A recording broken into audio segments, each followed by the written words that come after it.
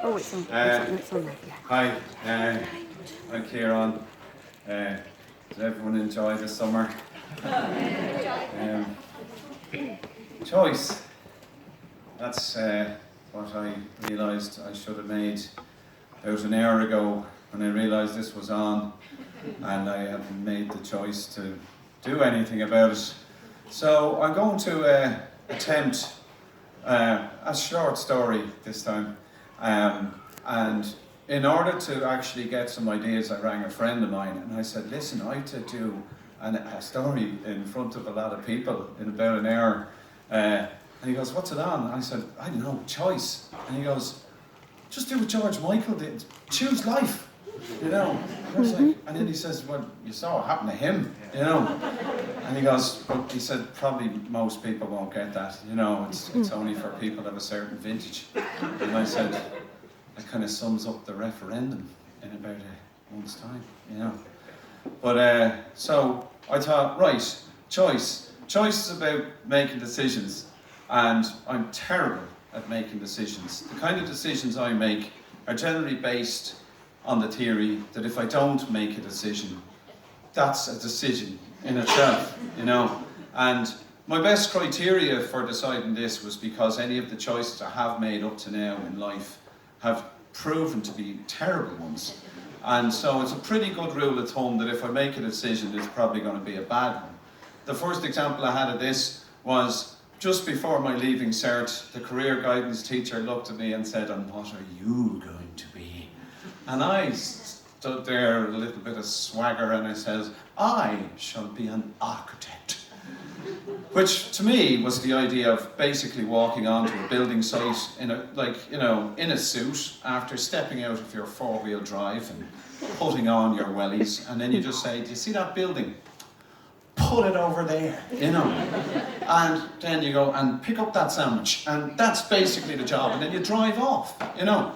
So I said, that sounds like a great job. You do a little scribble and somebody else has to design that scribble into an actual building.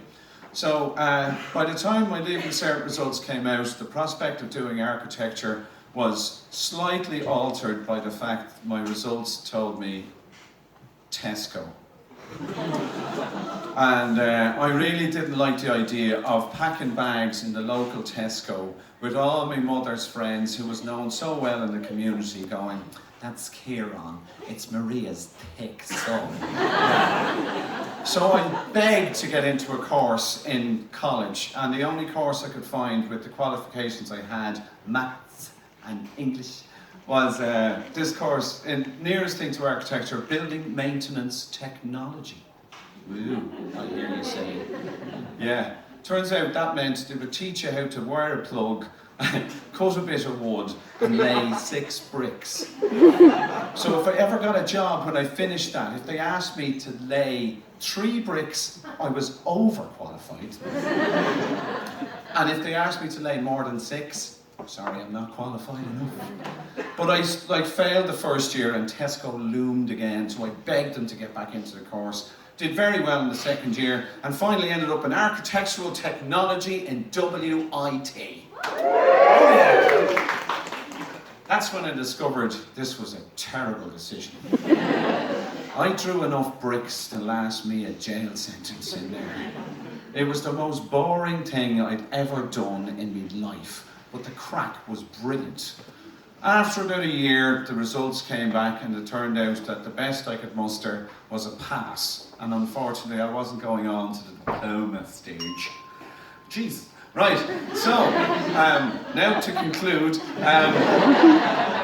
as it was then, I went, oh God, right, this is really bad. So I ended up working with travellers. I went back and lived with the lads for the crack, and I ended up working with travellers. And this was a terrible idea. They kicked the shit out of me because I deserved it. But it was a preschool. I was a preschool assistant. So, I mean, that was what was strange about it. I clearly didn't have the strength, you know. So I decided, right, I better use my head. So I decided to study theology and philosophy. And then if I found out the meaning of life, I'd just do that. And I wouldn't have to make a decision, you know. 7 years later, a degree and a master's, I stumble out of college, prostrate to the higher mind, only to discover nobody believed in Jesus anymore. Timing. So, I've been floundering around ever since, and last year I made the worst decision of all. Somebody thought this was a good thing to maybe suggest to me, and all the people around me told me it was a good idea. And it's the last thing I expected was to end up in prison. And at the time, it was a good decision, and it was a good idea, and I was convinced by everybody around me. But when I started working as a tour guide in Kilmainham, I realised I'd gone a step too far. Gone were the echoes of drawing enough bricks to last me a jail sentence. I had just achieved a seasonal job in Kilmainham, and I wasn't going to get out any sooner than 3 months with good behaviour. I had a bit of qualifications. I used to work weekends in the Little Museum of Dublin telling 100 years of Irish history in a half an hour. They didn't really care what kind of facts I gave. But these did. FFM. Facts, figures and misery. The first weekend, I couldn't believe there were that many names of people who died, or the amount of years and dates I had to learn. I was miserable. And I had to attend 6 tours the first day, 6 tours the second, and the third day I was going to do my own. And I went up to your woman, who was 25, chief organiser of all the tour guides. She's standing there with her biro going, yeah, and you're on the next tour as well, Ciaran. And I went, I'll just run into the canteen and grab an orange. And she goes, I'll tell you when you eat an orange. I was a god in a little museum, how dare you? I was there at my little break, my hard-won 10-minute break, you know. It was a bell like that summons the prisoners to get off. Yeah. And, I remember that bell.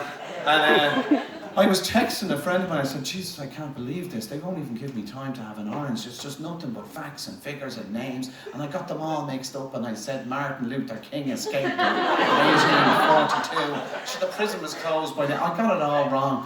And she really got a sense that I had made the worst decision in my life. I'd never felt so trapped. I was in a situation that I had chosen to do this, and I had to honour this choice for the foreseeable future. And the best text in the world I ever got came back about 10 minutes later, and it says, I'll be outside the door of the prison, engine running, in 15 minutes. That was 15 minutes before lunch. I was gone out of there in a shot. She had the front door open, but I dived into the back seat like it was a movie and said, drive, drive! She brought me to the pub. I had the best pint of Guinness in my life. And then halfway through the Guinness, when I calmed down and I said, I'm never doing time again like that. I'm never going back. She put a big, massive bag of oranges on the table, and she says, you can have any one of those any time you like. So, the nice part about this is that I found a wee poem, and I'm going to finish with this, and it's only 30 seconds. So, it's called The Orange. At lunchtime, I bought a huge orange. The size of it made us laugh. I peeled it and shared it with Robert and Dave. They got quarters, and I got a half. And that orange, it made us so happy, as ordinary things often do. Just lately, the shopping, a walk in the park, this is peace and contentment. It's new. The rest of the day was quite easy. I did all my jobs on my list and enjoyed them and had some time over. I love you. I'm glad I exist.